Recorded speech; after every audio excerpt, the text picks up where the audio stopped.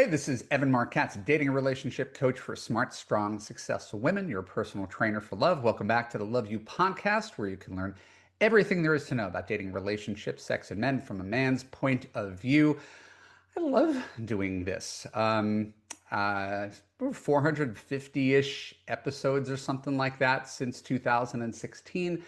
And it never gets old because I get to talk to people who are really wise, really experienced, and offer great value to the world. And today I'm excited to bring you a guest. You may already know who she is, which thrills me even more. Her name is Sabrina Bendory. She's a relationship coach, writer, author of the new book, Detached: How to Let Go, Heal, and Become Irresistible. For years, she's been teaching women how to stop clinging to unhealthy patterns and step into a calmer, more empowered love life. Her work blends psychological insight with real world tools, empowering readers to heal from past wounds and create healthy, fulfilling relationships. She's the author of several best selling books and guides on dating, detachment, and emotional resilience. She's been featured in top publications including Vogue, Cosmo, Women's Health, Newsweek, and the New York Post. Through her writing courses and private coaching, she's helped thousands of people stop chasing love and start attracting it by being their most grounded, magnetic selves. Today, we're going to dive into detachment and attachment styles, the pull of an ex, the big fears that hold women back, fear of ending up alone, of being abandoned, and of being betrayed. Most importantly, we'll talk about how to let go without giving up on love. These are all subjects that are near and dear to my heart. Welcome to the Love You podcast, Sabrina. Thank you. Thank you so much for having me. I'm very excited to be here. Well, again, it's one of the cool things about the internet is that you could see someone online and follow their work and admire them and strangely have this parasocial relationship where you never get to talk to them. So I've known you for a long time, but today is the first time we've talked. So I'm excited to be able to promote your new book, which again, I've got no doubt provides greater value than anything that either you or I could do in 30 seconds on Instagram. Yes, absolutely. So, your word, right? Like attachment styles are now uh, mainstream zeitgeist stuff, right? Starts with attached Amir Levine and Rachel Heller, and suddenly it's the stuff of a million memes, and everybody's talking about it as if they're experts. What does detachment really mean in practice, and how can women tell the difference between healthy attachment and destructive clinging? Sure. So, detachment means that you know you are worthy, you are lovable, you are good enough without relying on the outside world to tell you so. So many of us outsource rather than self source. And detachment is about self sourcing. It's about not needing a relationship in order to feel like you are good enough and you are worthy, or social media likes, or a certain amount of praise from your boss, or compliments per day. It is really being rooted and anchored in your own sense of worth. Well, the second part of your question was being too attached and clingy. Yeah, I mean it's Oh, yeah, healthy I jammed attachment. two questions together. What's the Mhm. difference between sort of the healthy version of this and the unhealthy version? Sure. So the healthy version of this means you absolutely are present and you care. That's the difference. It does not mean that you're dissociated or emotionally avoidant and shut down. I mean, I lived in that space for a long time. That is not healthy. That's not what we want. You absolutely care and you can love and be vulnerable without losing yourself. You can still know that if anything goes back to like the name of my podcast, you will be okay, that no matter what, I will be okay. I can handle what happens. Unhealthy attachment is when you are too reliant on someone else to regulate your emotions and your sense of worth, meaning like you're on this hamster wheel of, I need a certain amount of validation. I need this person to text me back within a certain amount of time. Otherwise, I won't feel okay. And it's this constant state of reactivity where your partner's behavior always means something about you. You can't have a healthy relationship when you're coming at it from that space, because sometimes their behavior is something that's going on within them that has nothing to do with you. Maybe he's being a little bit quiet, a little subdued because he's having a really hard time at work. But if you're attached in an unhealthy way, you can't see outside of your own experience because you're in survival mode. And survival mode means I need a certain amount of input from this person in order to know that everything's okay and that I'm safe. And you can't create that safety within yourself. So if he shuts down, it's, what did I do? What did I do? Did I do something wrong? And so you're not connecting. That's not a relationship anymore. That is, I need you in order to calm my emotional thermostat down. That's not healthy. Yeah, no, I think it's one of the harder things. So I'm listening to this and I'm hearing something that almost feels like Zen, right? Mm. The nature of non-attachment to the outcome. I'm Yes. fine if he doesn't text me back immediately. There's a rational explanation, right? Yeah. Um, and I'm also hearing something that sounds like a pretty steep uphill climb, which is this is rational versus emotional. Most of these attachment things I'm thinking started in people's childhood, not a psychologist, but I think most of these things start where people need that constant reassurance, never got that constant reassurance, and then try to seek out similar dynamics in adult relationships. So then how does someone rewrite that script where anxiety is the default setting as opposed to calm? Okay, that's a really great question. The first thing to realize is that when you were younger and experiencing whatever it was that was happening in your home and with your relationship with your caregivers, you were in adapting in order to survive. So we all and when I say survive, it's not being dramatic. A child literally cannot survive without their parents. You leave a child to fend for themselves, they can't do anything. They're Yeah. completely reliant on you. So they need their parents to care for them, to love them, because otherwise they will die. And so that's why we adapt. So as young children, we realize, oh, mommy and daddy love me when I'm the people pleaser, when I'm the achiever, when I get really good grades, when I'm the star of the sports league, when I'm the fixer, when I'm the one that fixes everything, when I'm the quiet one. Okay, so I am going to try to be that way and adapt. And then what happens is when we're adults, we don't need our parents to survive anymore. We have jobs, we have incomes, we, have higher cognitive functioning. We can survive on our own. Those mechanisms are still within us because they got wired in. They got wired into our subconscious. And so we default to people pleasing. We feel, for example, if that was what your behavioral adaptation is. And so we feel like, okay, like I can't ever say no. I have to go. Love is something that's conditional. It's something that has to be earned. So if you, for the first thing you need to do is look at what your patterns are. Look at what shows up in your relationships. Look at the type of people that you're going for. For me, for a long time, it was going for completely emotionally unavailable or emotionally damaged guys. And I would get very caught up in trying to fix them and save them Yeah. and heal There's them. no fixing. No, it was really I wanted someone to fix me and save me and heal me. And it was almost like doing this is an attempt to almost heal myself, or if anything, or it could just be distracting from whatever I was going through. And maybe if I heal him and love him back to life, then that will guarantee me his love, his loyalty, his commitment. It won't. It It's won't. well, it's so common, Sabrina, Yeah. and but that I'm not disagreeing with anything you said. Right. It's all spot on. It's not entirely logical, No. and yet like I didn't get properly loved. It was conditional love as a child. Yeah. So my logic brain says I would seek out the opposite as an Right. adult, but we tend to go for what's familiar to us. My father Yeah. abandoned me, so I look for Mhm. guys who are unsafe, something like that. And Yeah. why wouldn't we naturally course correct from our childhood? Or it's just this is how this wiring works. It's how this wiring works, and the most brilliant book on this is called Getting the Love You Want by Harville Hendrix. I mean, when I read that, so much clicked into place for me. He basically got it's imago, I think I'm pronouncing that right, imago therapy, where you seek out people who are in the image of your primary caregiver, particularly the one that you had a more difficult relationship with, because the pain of being rejected by your father and emotionally neglected was so great that your subconscious, your nervous system seeks healing by recreating that dynamic and thinking, if I can get it right this time, then it will mean that I'm worthy and I am lovable. Now, conversely, going for the emotionally available, safe partner, that feels weird. That might give us the ick because it's like, that Groucho Marx quote, like, I would never I want don't to be want part of a club that would have that me would as a have me as member. a member. It's like, if he loves me so much, there must be something wrong with him. Like, there must be something wrong because we've internalized that belief that I am flawed. There's something wrong with me. There must be something wrong with me. My own parents didn't love me unconditionally.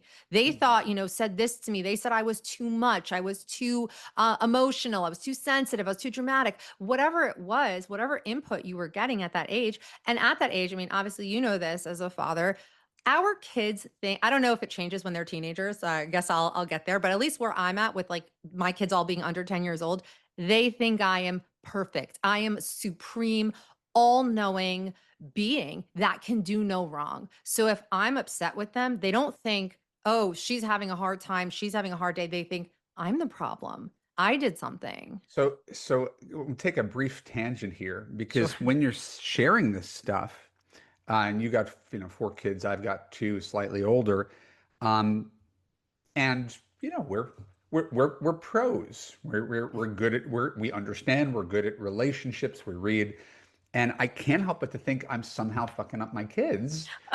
Yeah, Right? I Like know. like if I tell my kids, and I'm not like the tiger mom kind of person, but I Right. definitely emphasize the value of responsibility, hard work, caring. And when my kids are kind of like lazy, just want to watch YouTube or something like Mm. that, they see dad's disapproval, and I'm like, am I driving them into some unhealthy relationship? Because Oh, the only way to feel whole is when you're being productive and responsible. Like right. I just don't know.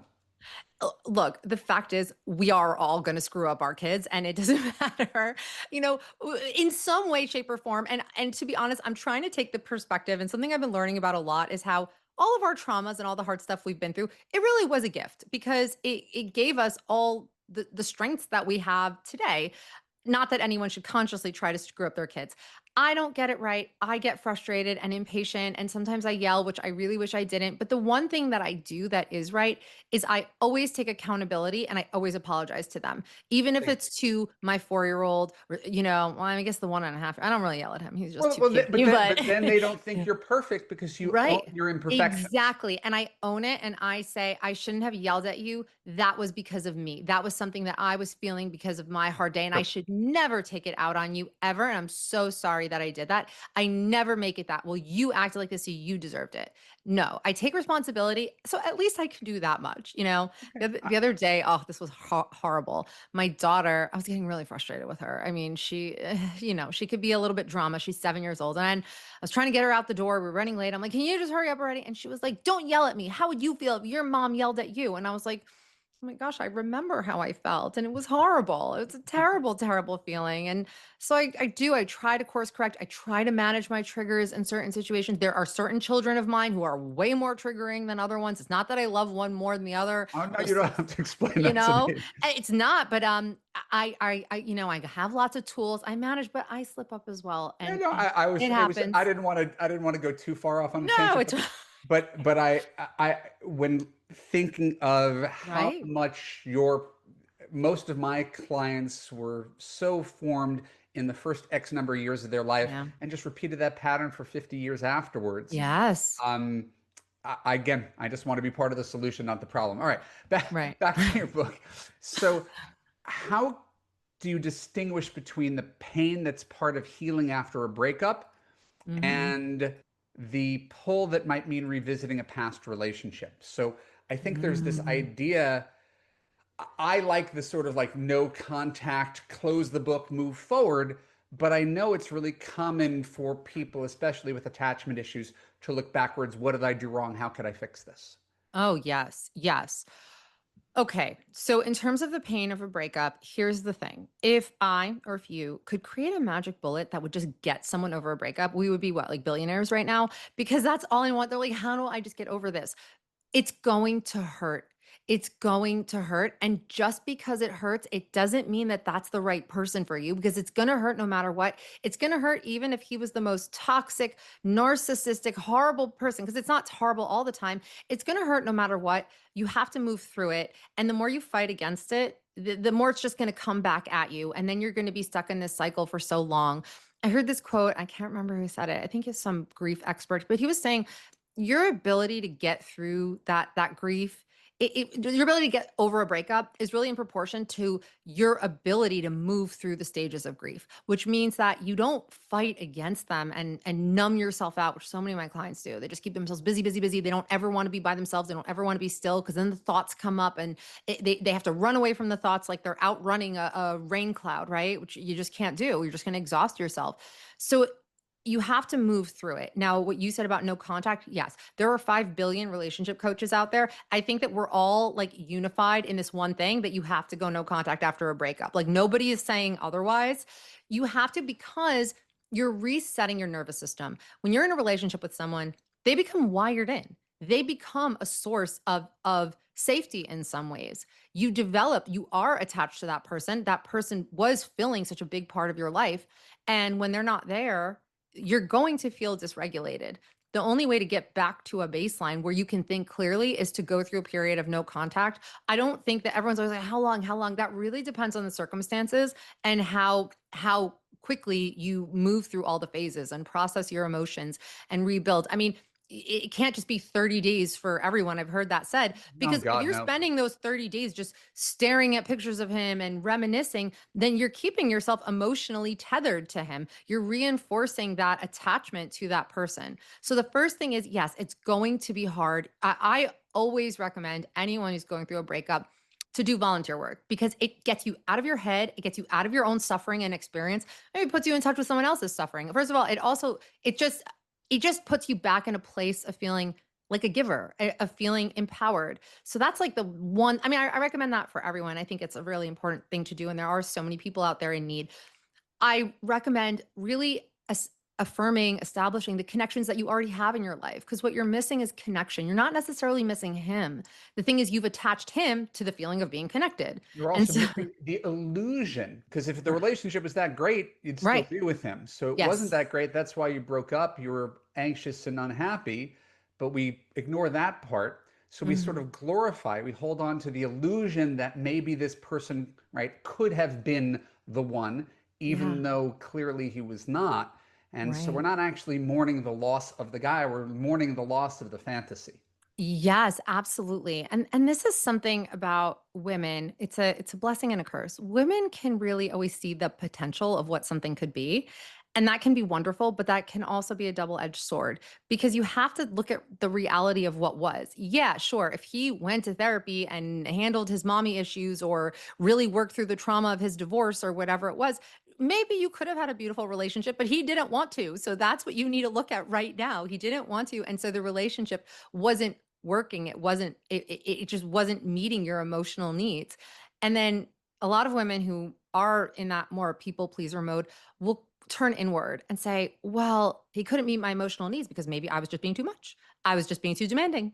I was being too needy. And if I had been less needy, the relationship would have worked out, which is the absolute wrong perspective to take here. A lot of the times when women will say this to me, I'm like, well, what exactly were you asking for? Like, well, I wanted him to spend a little more time with me and I wanted him to, like not ignore me for days at a time. It's like, no, you're asking for basic things here. Like this is basic etiquette in a relationship and Yeah. establishing a connection. So you need to go through that no contact period. You need to know that this person is not the end all be all. He's not the one and only person out there for you because if he was, he would probably be with you.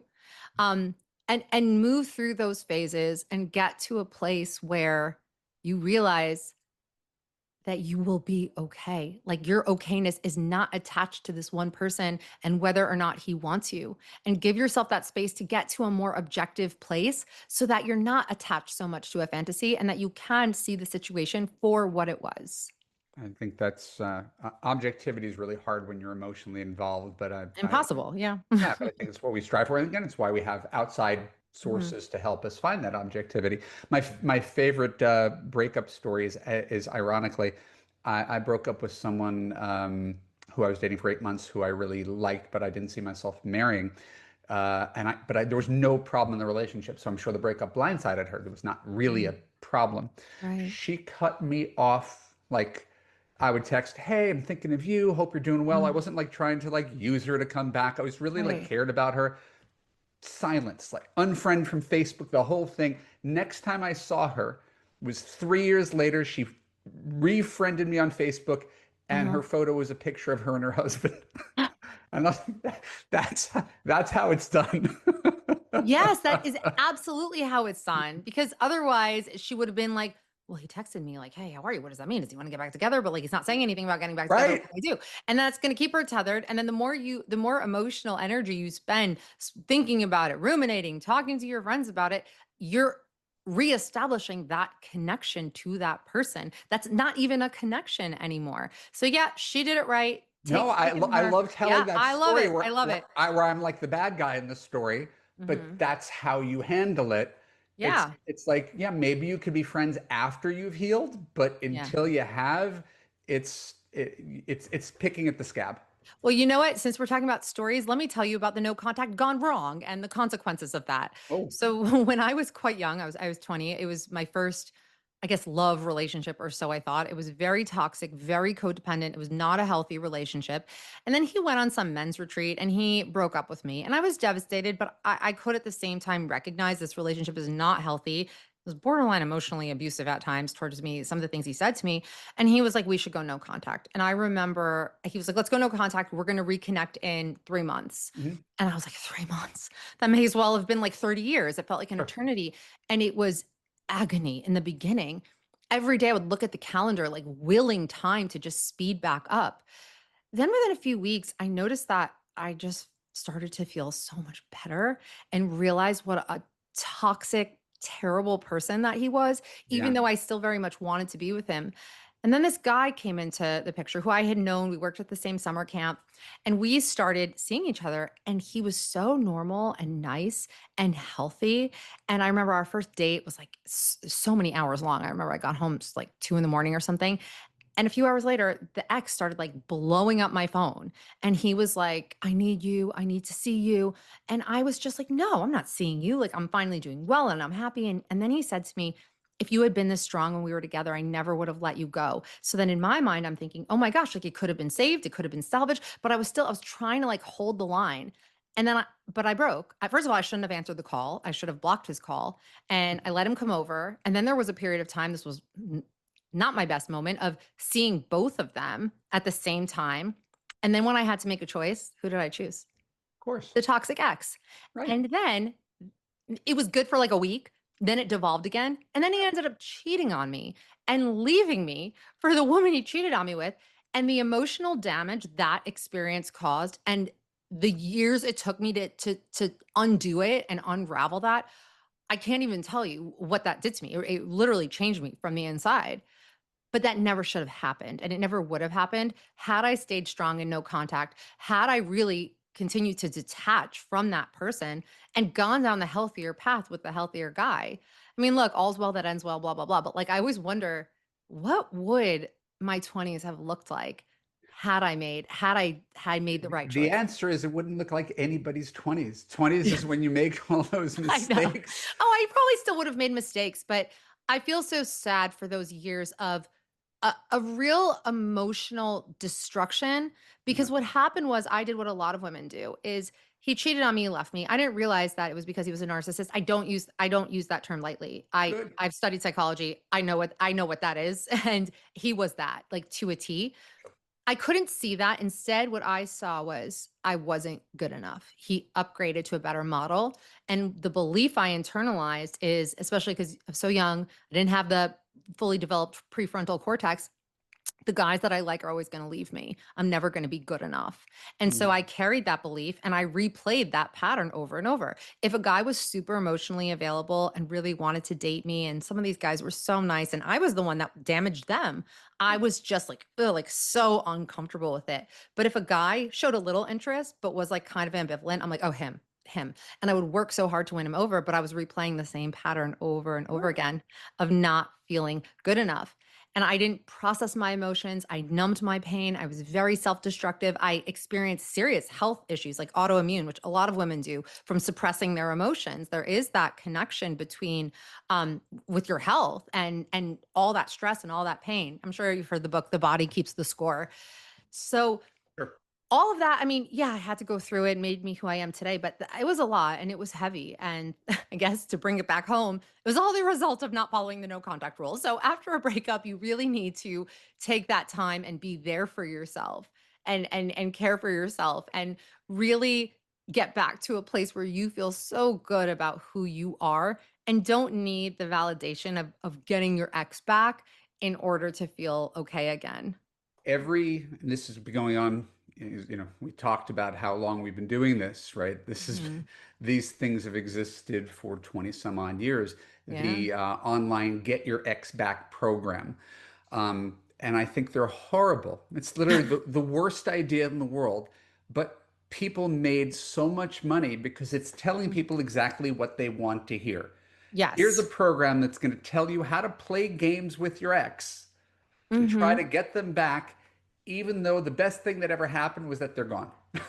Exactly, exactly. And look, at the same time, I will say sometimes you can get your ex back. I did marry my high school ex, so there's Right. that. But that's the That was exception. That's not that the is the rule. exception, and I tell that to everyone because so many women hear that story. They're like, "I wanna do that too," and I'm like, Oh "That no. is a rare exception." Also, we're 2 totally different people. Like, us at 17, 18 is not the same as the second version of us at 29, which is the Right. second time that we dated. So, that is the exception, and in any expat content that I do, I always emphasize knowing how to know if this is actually worth revisiting or you need to completely move on from it. And usually the answer is I need to completely move on from it. I was gonna say I see very like because when you're in the business of giving advice, Mhm. um, you could always acknowledge there's exceptions to every single rule. Oh, Anything for I say, sure. I could shoot a hole in and provide an anecdote of the exes who got back together, of the long distance relationship that managed to work,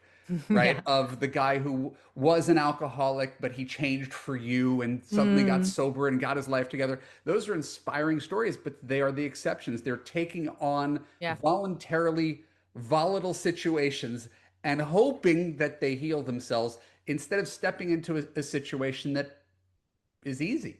Yeah. Yeah. For all intents and purposes, assume that you are the rule unless there is overwhelming evidence to prove otherwise that you're the exception. You are the rule. Thank you for the validation. Yes. We So are all the rule. Okay. Well, I so guess I was the exception for X back, but like overall, we're all the rule. what kind of practices help? Because we're talking about the pain of breakups and replaying Mhm. that in your mind. What kind of practices help old wounds of abandonment and betrayal from sabotaging new relationships? The one Mhm. where, hey, I've always had the rug pulled out from under me. My wife was cheated on by four straight guys before she met me, Mhm. right? And the secret to our relationship is that she didn't assume I was anything like those guys. But it's Yes. so easy to carry on. You have to prove to me that you're different than those guys, where Right. each new guy is a different roll of the dice. Exactly, and this is not his job to do that. Like, he's not that guy because he's a different person. I always play the game with my clients. This is not that. And so let's talk about all the ways that this relationship is not that. But what you need to realize is what's working against you. And the thing that's working against you is your brain, unfortunately. Your brain's working against you because your brain is wired to scan for threats. That's why there's the negativity bias, right? We're all more programmed to look at the bad than the good because Mhm. once upon a time in the caveman days, you had to scan for all the potential sources of danger. Your brain is not wired to make you happy, it's wired to keep you safe. And what's the way that it does that? It looks for patterns and predictability, and it says, this is how it happened in the past. We were cheated on 4 times, so we're going to be cheated on again. Just know that. So the first thing you need to do is not let your brain override your system in terms of what is actual reality. I had a client the other day who she was single for 5 years, and then she met a great guy and they had a relationship, and it was a great relationship. It just wasn't meant to be. It couldn't work Sure. out. And she was panicking. She's like, and now I'm probably gonna be single for another 5 years. Tell me the next. I'm like, huh? Like, what do you mean?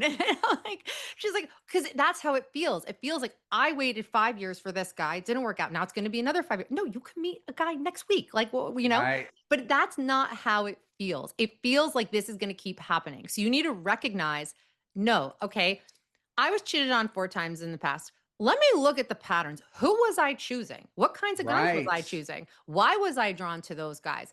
Oh, because at that point in time, I was trying to fulfill my need to be good enough or whatever it is. You have to have a growth mindset. This is something I talk about in the book as well, where you look at the experiences, and a fixed mindset would say, oh, this experience defines me. But a growth mindset is, what did I learn? How can I change? How can I be better? So I'm making smarter choices. Now, if you are in a toxic loop cycle like that, where every relationship is ending the same way, you can try to do this on your own. I Mhm. find, and I'm sure you would agree, it is much easier to do it with somebody objective and knowledgeable, like a coach or a therapist, to really sort through What need am I trying to fulfill here? And how can I meet that need in a healthy way? So, in terms of those old abandonment wounds, we have to trace them back to the source. You have to look back at the source, and you can't go back in time and have another childhood, unfortunately. That would probably help a lot of us. But you can find that inner child that still lives within you and give her the support and the love and the reassurance she needs. So what is the and I think you're spot on. I'm trying to figure out for our listeners what's sort of the practical application. Like, okay, my parents' marriage and their relationship to me set me off on the wrong course, normalized unhealthy behavior that I've continued to play out in adult relationships. I understand the problem. Mhm. What's the actionable solution? Okay. There are many actionable solutions, and I definitely come up with different game plans depending on who I'm working with. But I'll give you some general solutions here that Sure. are very practically applicable. The first is you want to ask yourself, as a result of my childhood, what story did I adopt about myself that I'm still carrying with me today? For a Hmm. lot of women, especially a lot of women I work with, it's I'm unlovable, I'm not good enough. Hmm. Okay, so let's talk about that belief, that limiting belief, and how that's showing up in your life. I'm not good enough. Okay, give me evidence to support that. And then they start to get a little bit stuck. I'm not good enough because my I haven't been in a relation. I've never been in a relationship. I've only had situationships. And it's like, okay, so like every relationship is either going to end or it's going to last forever. Or all I've had are toxic relationships. I'm not good enough because my boss yelled at me at work. Like this is where they start to get really stuck. And then I ask, So what the is the belief is detached from the reality. The yes, belief is deep seated, but we yes. have a real hard time defending the belief. Yes, and then even when they speak the evidence out loud, they're like, "No, that sounds ridiculous." But I'm like, "Well, you have this belief; it's running your life. Like you don't really believe that you're good enough. So give me the evidence." So they give the evidence. They'll come up with some things, right? Sure. Then I'm like, "Okay, what's the emotional benefit you're getting from continuing to believe that you're not good enough? Like, what's the payoff?" And they're like, "No, there isn't a payoff." I'm like, "Well, there must be because you're still believing it. And if you're still believing it, it means that it's fulfilling a need. And the need that it's fulfilling is, well, I don't want to get my hopes up too high. I mean, it really depends on the situation, but this is a common one. Yeah. I just feel like I'm being realistic. I'm just being realistic. I don't want to think that good things are going to happen to me because then I'm going to be so disappointed when they don't. So I just feel like I'm keeping myself safe by expecting the worst. And then when they say that, they realize, oh, but by always expecting the worst, I'm sabotaging myself, and I'm not. I can't be happy this way. And then we'll go through the evidence like one by one and completely rip it apart. So like for example, I'm not good enough because my last boyfriend cheated on me. Okay, what's another explanation? He was a jerk, he was selfish, like he was a narcissist, like he was a terrible person because who does that? So, like, oh yeah, like maybe it didn't have anything to do with me. It's You really fascinating how we internalize, not we, Yeah. women in particular, internalize men's bad behavior as a reflection on them. Yeah. The simplified version, and again, giving advice to the masses, Right. right? Couple breaks up, she's like, "What did I do wrong to drive him away?" And he's like, "Crazy bitch," right? Yeah. Like, Not funny, but yeah. we both think it's her fault, Right. but it's not. But it's The only not. thing she did wrong was choose the wrong guy. Yes, exactly. And then you choose a belief that you want. Like, what do you want to replace this? Well, nobody wants to walk around feeling like I'm not good enough. I'm not worthy of love. I want to believe that I am worthy of love. I'm going to find someone. Give me evidence. And then no problem giving evidence to support that. Right. Like, do you notice that you struggle to find evidence that you're not good enough? But when I ask why you are good enough, they're like, I'm a great friend. I'm really supportive. I'm loyal. I'm a good cook. I'm nurturing. I'm going to be a good mom. Like, I'm like, I don't even have enough room on the paper for all this So this is evidence. one really narrow lane. I have a Yeah. deep insecurity around dating relationships and men, Hmm. and that is the cloud that hovers over everything. And all I have to do is move that cloud out of the way, and I can see things clearly. Exactly. And something just as simple as that process that I just went through with you is the expression on their face completely changes because they're like, I never even thought about that. I never thought to question this and push I back against it. once again, I love having guests who make me feel validated Yeah. because I'm hearing this and I'm like in my head I'm like yes, yes, yes. The first Yeah. exercise in my Love You program is the limiting beliefs exercise, the thing you just took people through. Yeah. Right? Like that exercise done deep because everybody has like a half dozen of these things Oh, that you have yeah. to dismantle. And the fact that you can just do that with anybody and they can see kind of black and white how their own limiting beliefs are keeping them stuck, hopefully clears the way for them to make better choices with healthier men. Exactly. And that is what happens. At the core, like my book is called Detached, but it really could have been called Self Worth. That's just not Mm. as catchy. No, detached Because is really that's great given how like, important attachment styles are to this oh, yeah, conversation. for sure. No, I love my title, but it really is a book about self sabotage and self worth. Because once you build your self worth, you stop self sabotaging and then you are emotionally detached. And then you can date from a place of confidence and being your higher self, and you're not governed by fear. So many women just date from a place of fear, and any decision you make that is fear based is the wrong decision. Right. That's what's causing you to stay in a relationship that you know is not good, is not right, because I'm scared I'm not going to find anybody else.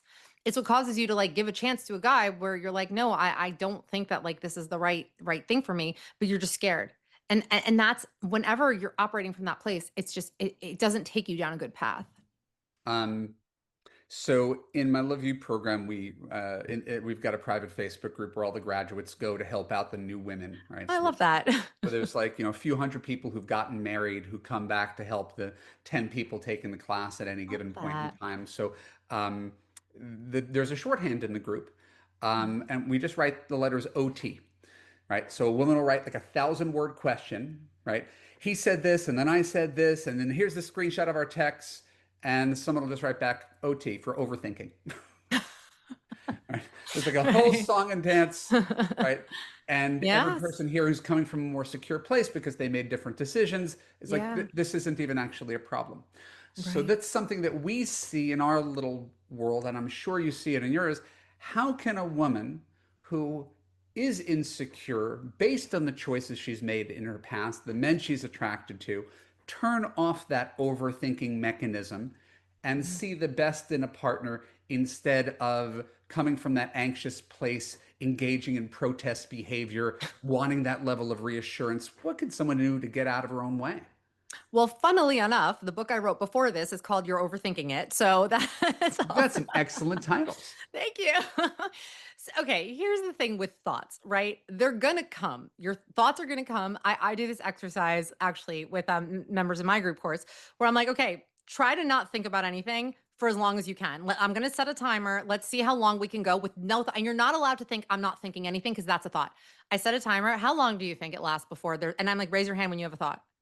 2 seconds max. Yeah, exactly. Exactly. 2, 3 seconds. Maybe that's how long we can go. You can't stop the thoughts. What you can control is who am I going to give energy to, right? You can do not have to believe every single thing you think. Now let's look at how this might look, right? Let's say you're going through a breakup and you're thinking about your ex, you're thinking about Jim, okay? He pops into your head. Now, Jim's gonna, that's inevitable. We can't always control that. He's going to pop in your head. Now, here is where your power lies. Either you can spiral and think, oh my God, Jim, I miss him so much. I'm never going to find anyone amazing. I'm going to end up alone. I'm going to die alone. I'm never going to find another guy. Like you could go down the memory lane. You can look at his Instagram pictures. You can spiral and send yourself to a deep depression for the rest of the day. Okay. Or you can notice, I'm thinking about Jim. That makes sense. We're pretty fresh out of the breakup. It makes sense. He would still be on my mind. I'm going to call a friend right now. I'm going to take a walk. I'm going to spend some time journaling. I'm going to do something for me. That is your choice. You have the choice where you're going to put your energy. And if you're putting all your energy into things that make you feel sad and heartbroken and terrible, you're feeding the beast. If you don't put energy into thinking about your ex and pining for him, you starve it out. And eventually, Jim's going to pop into your head less and less and less. In terms of the anxiety and overthinking, what you're really trying to do is feel safe. You just want to feel safe. You just want to know that you're going to be okay. I'm not going to always come back to that. You just want to know I'm going to be okay.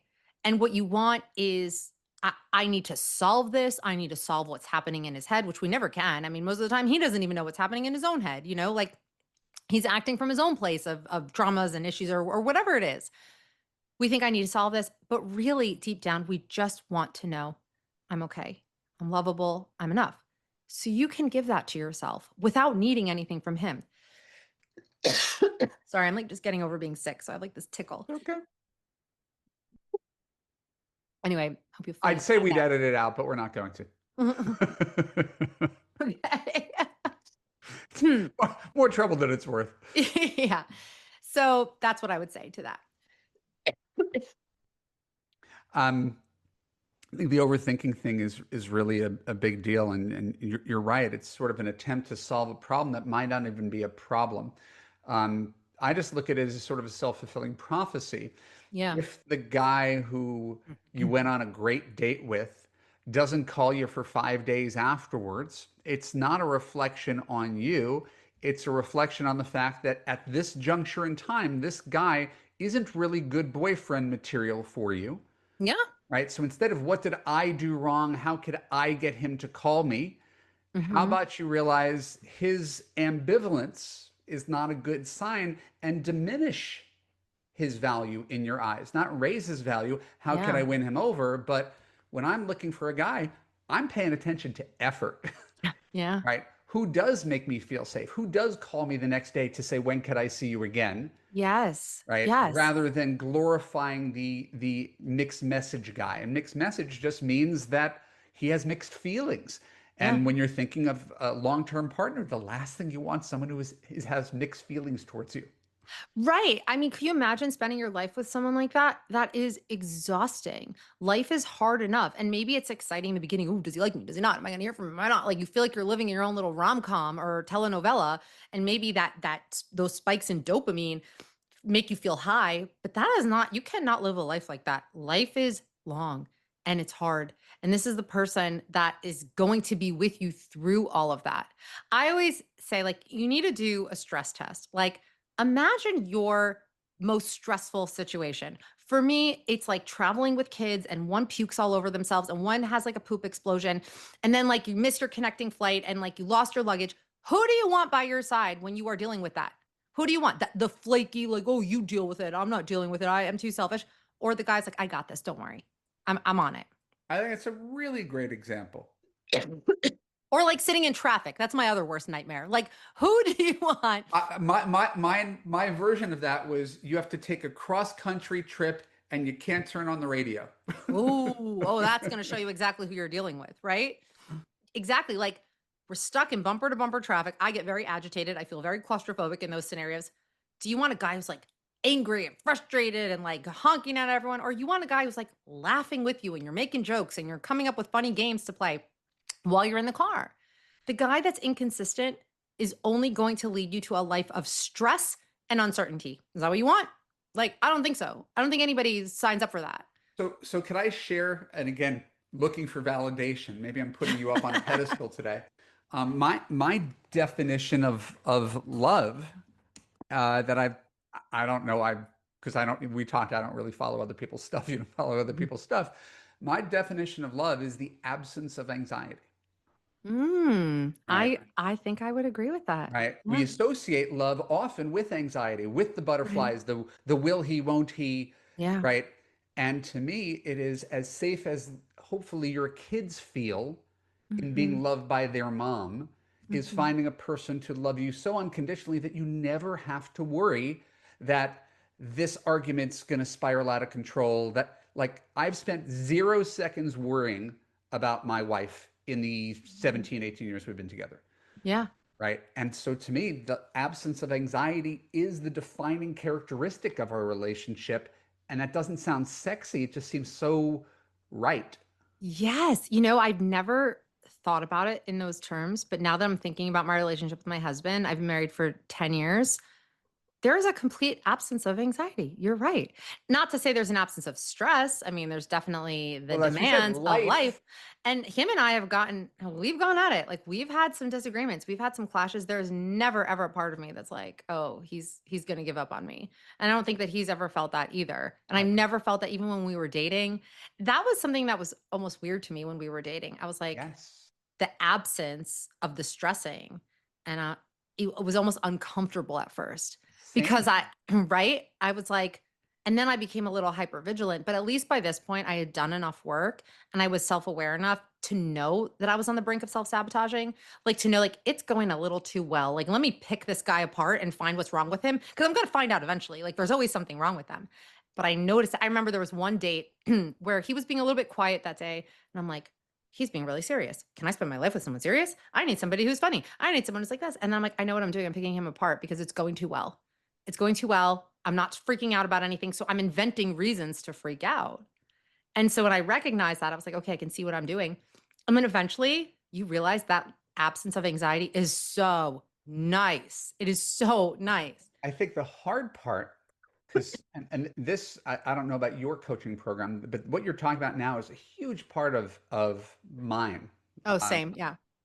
just the idea that you're going to find someone who calms your nervous system, where you could relax, let down your guard, be yourself, and then you're going to start to dissect that person because it feels so weird, right? And you're going to glorify other relationships where you didn't feel safe, Yeah. but he was taller or smarter or richer than your current guy. And Yeah. so you say, I want more of that, even though you were on eggshells and breaking up and making up, right? Like, Yeah. can I find a guy who makes me feel safe, but is taller, smarter, richer than this one? Right. Right. And that is a natural part of the process. And one thing I hear from so many women that I've worked with when they do end up in healthy relationships, they're like, had I not done your course, I never would be with my current partner because it started out so calm. And in the past, I would have interpreted that as, oh, there's no spark, there's no chemistry, there's no electricity. Oh, no, but really, I just felt safe around this person. And over time, that attraction grew. And that's the healthy way. That's the healthy way. Healthy relationships don't usually start out with a flashing light show. Healthy relationships typically, and that doesn't mean that you don't have any feelings or excitement. I was very excited every time my husband would text me and like plan the next date, and I would be looking forward to seeing him again. Those are the healthy butterflies. But you Unhealthy, weren't obsessed limerence. Oh my no. God, the next time he texts me, I'm glued to my phone. I'm going to drop everything. Right, exactly. It was not that at all. It was more just, I like him. I want to spend more time with him. Yeah. It wasn't like, how does he feel about me? Am I going to hear from him? I don't know. Like there were other guys where it was just, I never knew where we stood. And in those scenarios, it's just the stakes are high. So it feels very dramatic. Sure. And then if you do get a sign that he does like you, that dopamine, that it's a rush. It feels so good. And you think that this means something. This means that this is like love, right? Isn't that how love looks in the movies? But it's not. It is just your need to feel validated. Your need to feel chosen above all, like Mm. chosen and good enough. One of the things that it took me a long time to fully understand as a man, Mhm. like, right, like I think there's some genuine benefits to having a male dating coach, not to put down female dating coaches, but like Absolutely agree. things that men can do. There's one thing certainly that I didn't understand because I'm not a woman is women's need to feel desired, Yeah. Yeah. right? Because guys don't have that. There's never been a guy on the planet who's like, honey, tell me I'm as hot as Channing Tatum. There's never been a guy on earth who Right. needs that kind of validation. But Right. women really need that for reasons that I've come late in life to understand and respect more. Yeah. Well, what would you say the reasons are that you've discovered for why Again, women want I think it's that? I'm no doctor, so I'm not going to parse whether it's biological or sociological, but women as the the sex that is more focused on attraction, being Mhm. attractive, putting on makeup, dieting. I can't say where it begins, Right. right? But I have a lot of clients in their, 50s and 60s, right, who don't feel as desirable as they used to. They're Yeah. not getting the same societal validation, and it's hard to come to terms with that, Right. whether it's fair, unfair, sort of irrelevant. And so I've learned from my clients. I'm probably telling my wife in her bald-headed state that she's beautiful more Yeah. often in the past 3 months Wow. because I'm really more attuned to what women have told me they need, that a lot of guys take their wives for granted, Yeah. sexually, as their relationship goes on. So, yeah, again, the beauty of, and you know this, of coaching other people is that it holds up the mirror to you, and hopefully you can Yeah. take some of that into your real life. For sure. And just the one thing I would caution is unfortunately, we live in such an image obsessed society. And now, with these crazy plastic surgery procedures that are getting women in their 60s to look like they're in their 30s. I mean, that you have to pay like, like whatever Kris Jenner did to her face, which is unbelievable, apparently cost $300,000. I think there's an overemphasis on that. when that's not really what matters.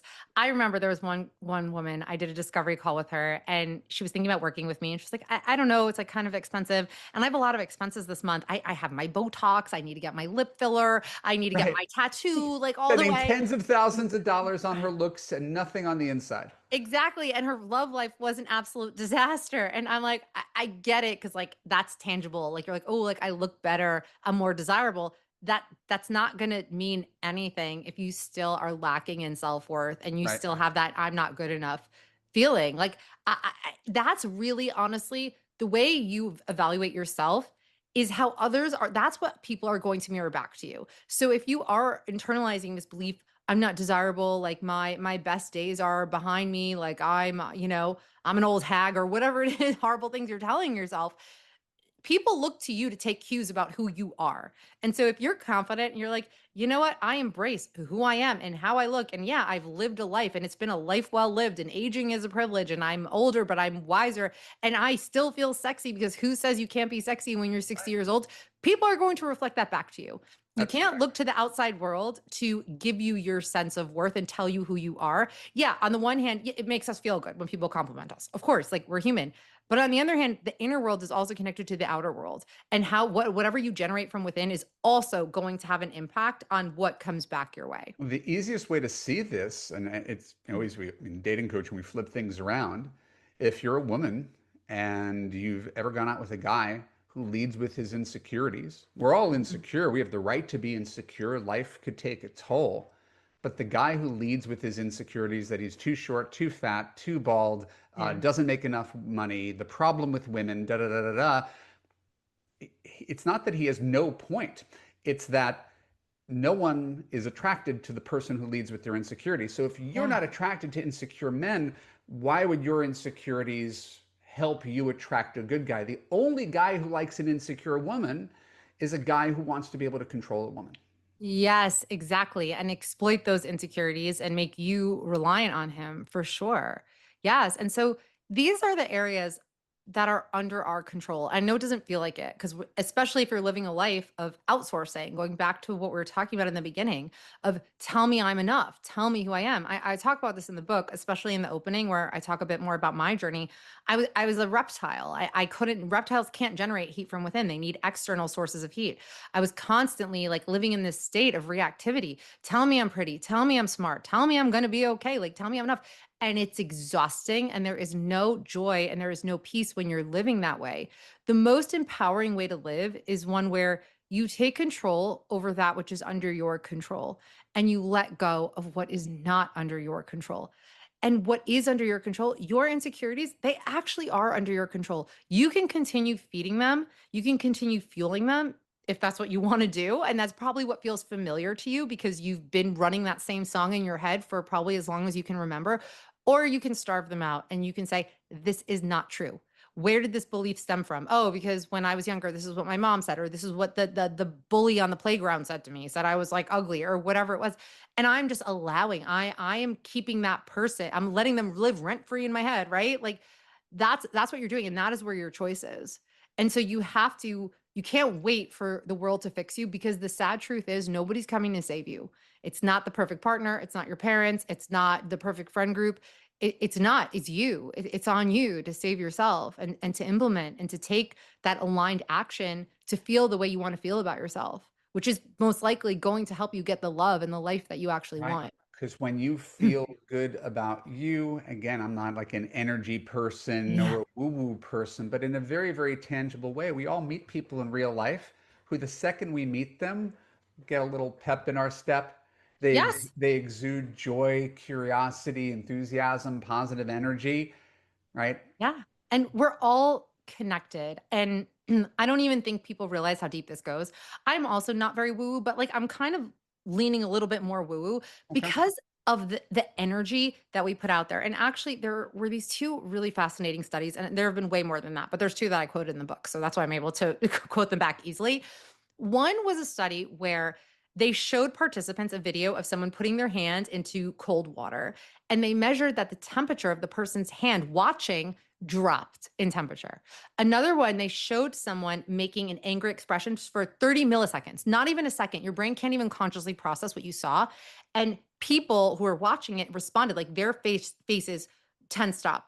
Or if they saw 30 milliseconds of a smile, they eased up and Because relaxed. people are mirrors. Mirrors. Yes, mirror neurons. This stuff is real. So you could see someone's expression and you can't even consciously register it, but your body, your muscles are registering it. So now think about the impact of you going on a date and feeling like, "Oh, I'm not good enough. This probably isn't going to go well. It's probably going to be a waste and I'm not pretty enough or whatever it is." That's you're sending that out. And then this guy might have no desire to see you after and have no idea why because you're great, you're wonderful, you have so much going for you, but he's just feeling like something felt off and I don't know what it is. There's nothing wrong with her. Right. I don't know what it is.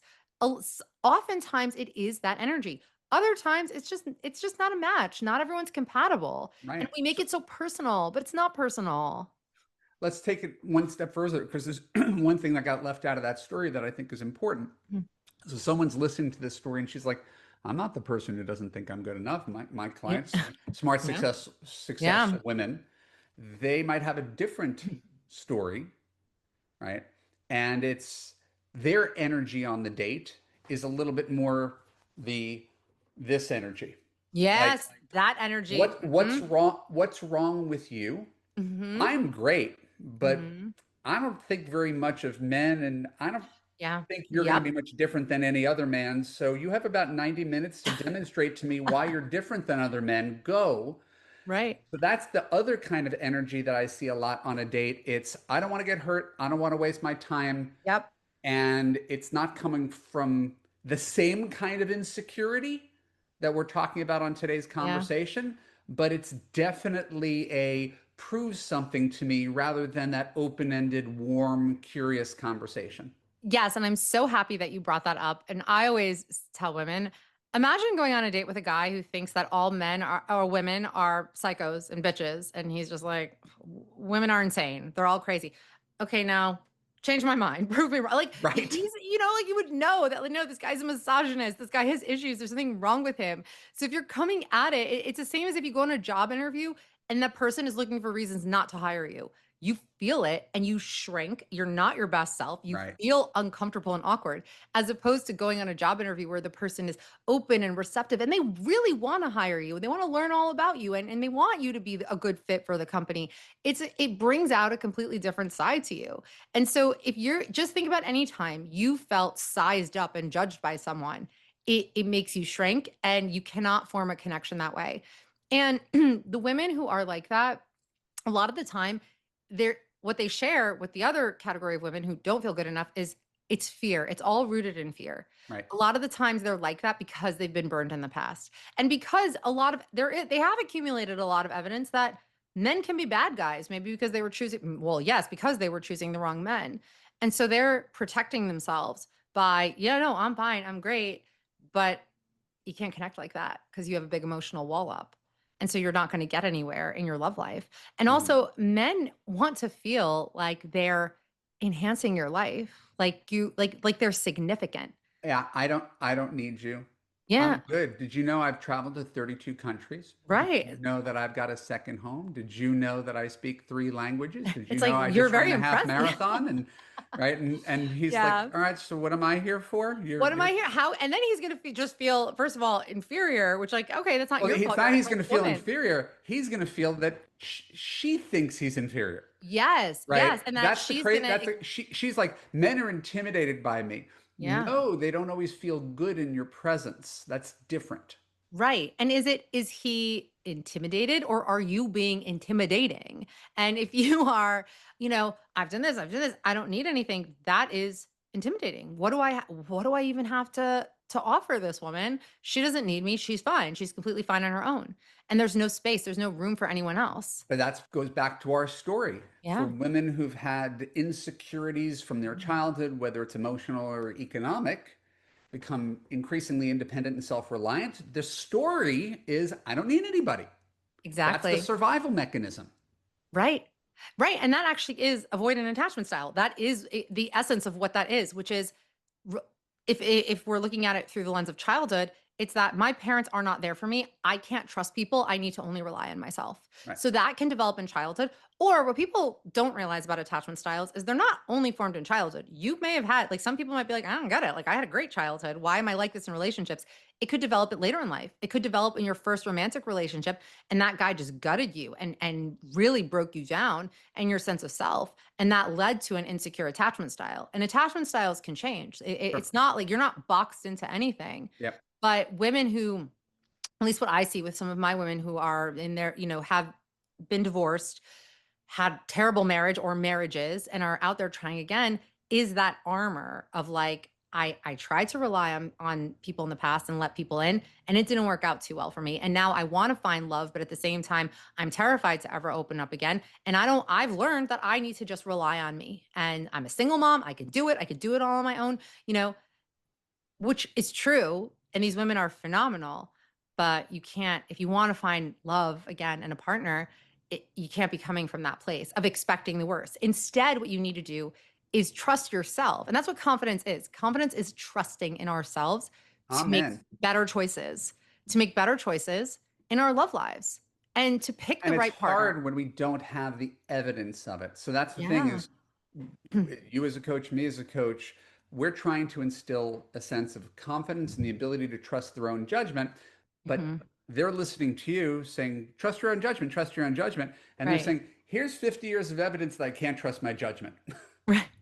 Well, what's interesting is that if you ask these women though, okay, well, in your last relationship or your marriage with that toxic guy, were there red flags? And the answer is always yes. When did you know? Oh, three Yeah. months. Oh, yeah, right away. Why didn't you listen to the red flags? I was scared, or I was scared. I didn't want to end up alone, and I thought maybe he would change. Okay, so like, it's not that you were deceived, totally blind here. It's not that like everything was perfect. This was my partner. This was my soulmate. Everything was amazing, and then all of a sudden it turned. There's always signs, but we quieted that inner voice because we don't trust ourselves.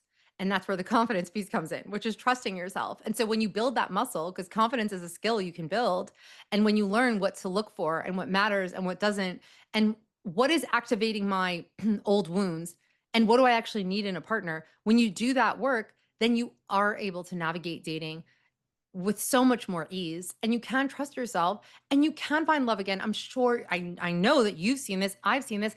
I see my clients who are in the 45 above category find love all the time when they Mhm. had long since given up on themselves and given up on the possibility that they could ever find it again. And healthy love for the first time ever. And what I Right. tell my younger clients who are like in their 20s and 30s, and they're like, well, I've never had a healthy relationship and I never will. It's like, no, because once you know what to look for and what to do, you can. I have women in their 60s who are in their first healthy relationship of their entire Right. lives. So there is no, it will never happen to me because it hasn't happened yet. Right. Okay, you hadn't done the work yet. You weren't ready yet. You needed to learn some of those lessons the hard way. And now you have to trust yourself to know that you can navigate and you can have the relationship that you want and that is worthy of you. So how can, since we're tying this back, we're going to land the plane. We're going to tie this back to the concept of fear.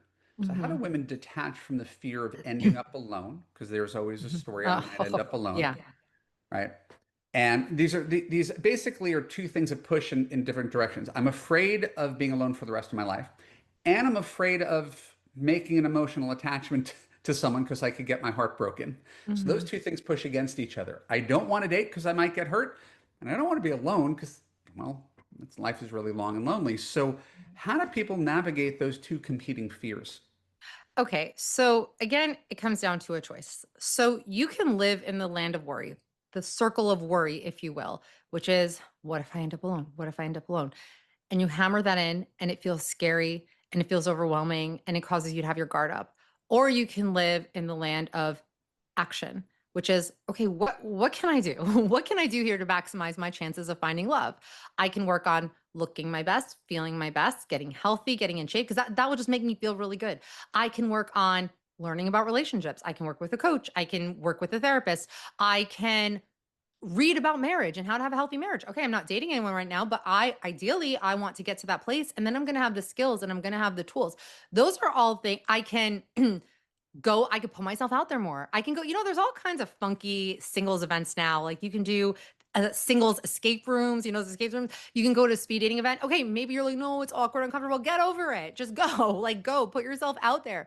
Get out in the world as much as possible. Also, advocate for yourself. People are so scared to just ask people, like, do you know anyone for me? Have your elevator pitch of like what you're looking for and just ask people. And that is not needy. That is confident. That is advocating for yourself.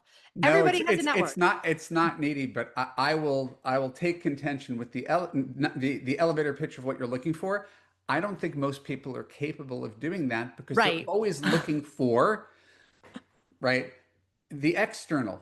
Hmm. Height, weight, age, education, income, religion, politics is Yeah. what they're looking for, and that says nothing about his character, how he treats her, how she Yes. feels. So this is that's the hardest part when anybody describes to a friend, to a matchmaker what they're looking for, it's basically the male version of her. You're so right. You are so right. And that was me once upon a time. So then I would say ideally work with a coach or a therapist or a friend or mentor that you really trust. Come up with your list of 3 to 5 absolute must-haves. A guy who's 6'2" is not a must-have. That can be a preference and preferences are flexible. Your absolute must-haves and your absolute deal breakers. The deal breakers are things that you are absolutely allergic to, like a peanut allergy. I cannot, if I see a sign of this is a no, this is a hard no. You have to consider your values. What You're are your values? What sort of life do you want? What do you want your home to feel like? What is the vibe in your house? How does it feel? If you want kids, how do I want to raise my kids? So those are the things that you need to consider first with your elevator pitch. Your elevator pitch is not full head of hair, works in finance, has a 7-figure portfolio. No, that can be in your preferences list because for all of those things, those can all change, right? Like a guy, okay, can lose all his money and then what? You're going to divorce him? Like you have to look at the yes, value. Yeah, yes, I exactly. will. Yeah, exactly. Exactly. He can lose all his hair. I mean, anything can happen. So you need to look at core character. Okay. So, yes, is it uncomfortable to put yourself out there? Yes. Are we all so scared of rejection? Yes. And I'm going to tell you what I tell myself, and I say it with love. Get over it. Like get over it. And this is what I tell myself. The other day, I was sending out some email pitches to some really huge podcasts, which I'm like, this is probably not going to go anywhere. The people who are like, okay, like this is like the top Yeah. tier. And I was like having some fears and hesitations. I'm like, get over it. Just send it. Okay. Well, what's the worst that can happen? I won't hear back from them. Okay, fine. So get over it. Put yourself out there. You see a guy that you like, smile at him, strike up a conversation. The worst that can happen is he could say no. But if you don't ask, the answer is 100% no. If you do ask, the answer might be no, but it also might be yes. So I think a lot of us need to just get over ourselves. Like, honestly. I agree wholeheartedly. The one thing I could say about myself, I'm really, really good at rejection. I've been That's rejected more great. than just about anybody that I know because I'm always putting myself out there to get rejected. Yeah.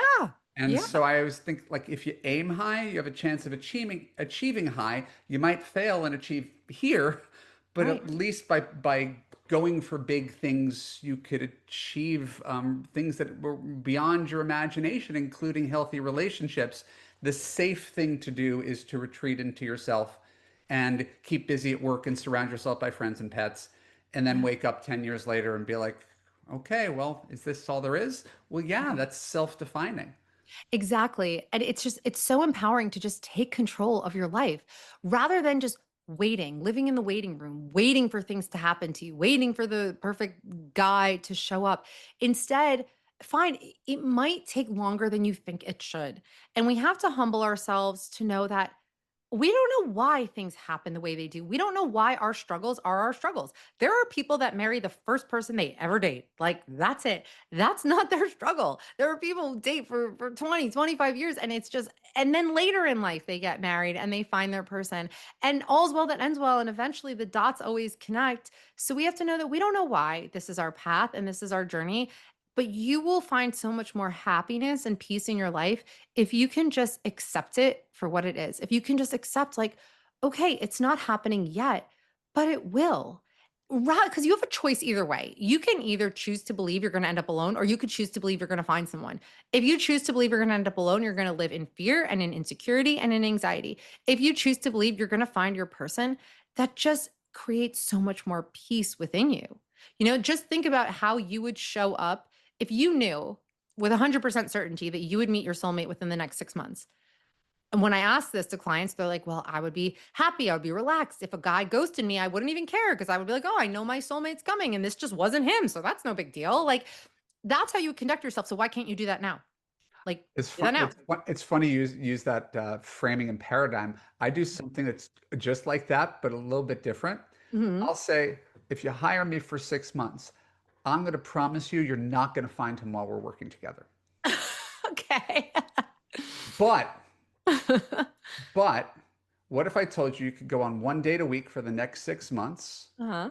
right? But the person you're seeing that you're looking for, who's going to be your husband, is in a relationship right now, right? The first relationship he was in post-divorce, Uh-huh. and it's a crazy relationship. They're having great sex, but he knows this isn't the one. Okay. And then he's going to reactivate his profile next year after he breaks up with her in January, not during the holidays, right? And then he's going January's to number one breakup right, month. then It he's going to is. reactivate his profile. So the question is, are you going to be online in 9 months? And if I told you you had to go on one date a week from now, mediocre dates from now until next year, would you say yes? Yeah, Mhm. of course. Of course I would.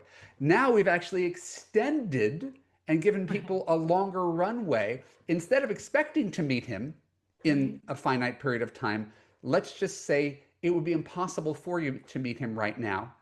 So how are you going to conduct yourself? Now we could actually have fun. We could practice on guys because none of these guys are my husband. I love that. I love it. That's brilliant.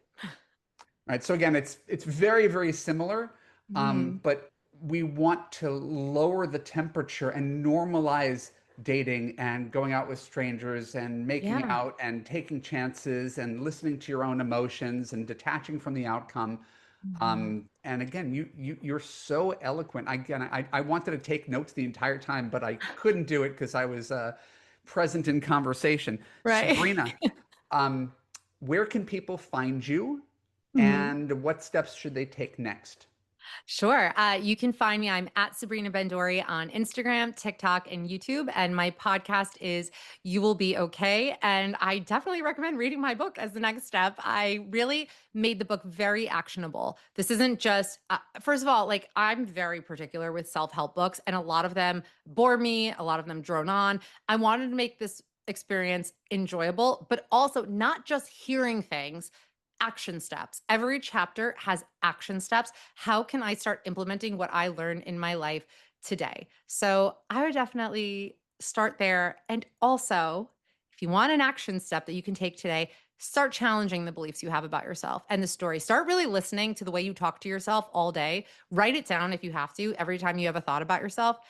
And then you're going to see the areas that you need to start focusing on. Because I imagine for a lot of us, our self talk is so negative. We would never be friends with someone who talks to us the way we talk to ourselves. So start by paying attention to it. And then that will show you a lot about where your self worth is at.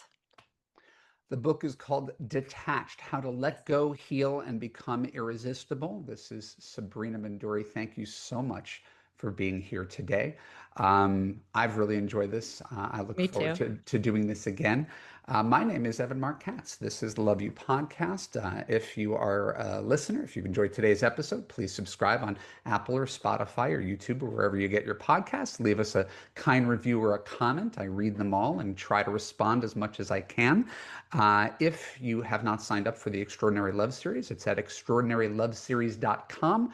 Half-hour lecture and a half-hour live Q&A every month, absolutely free for high-value women seeking high-value men.